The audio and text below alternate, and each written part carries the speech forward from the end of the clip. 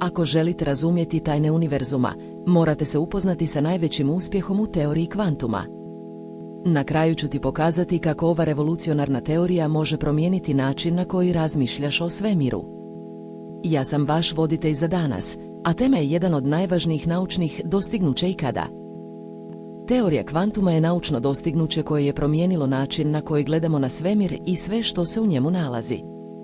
Razvijena je u ranom 20. vijeku, a njome su se bavili neki od najvećih umova u historiji, kao što je poznati fizičar koji je prvi objasnio fotoelektrični efekt.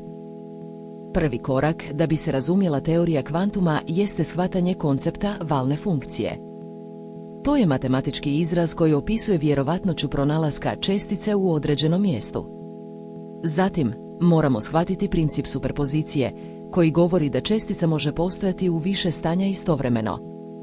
Ovo je jedan od najčudnijih aspekata teorije kvantuma, jer nas prisiljava da preispitamo naše uobičajene percepcije o stvarnosti.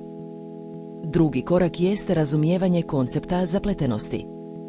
Ovo se odnosi na fenomen gdje se dvije ili više čestica povezuju na takav način da njihove osobine postaju međusobno povezane, bez obzira na udaljenosti između njih.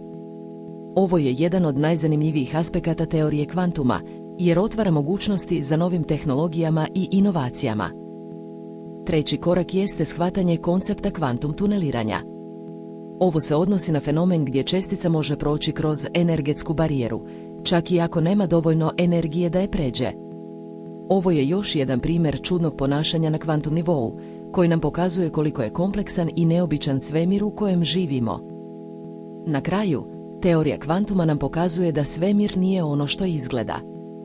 Ova revolucionarna teorija otvara nova vrata za razumijevanje svemira i sve što se u njemu nalazi.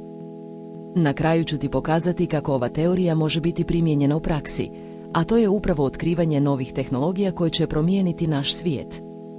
Ako voliš trending teme, top liste i viralne priče, zapratite Top Klik i uključite zvonče.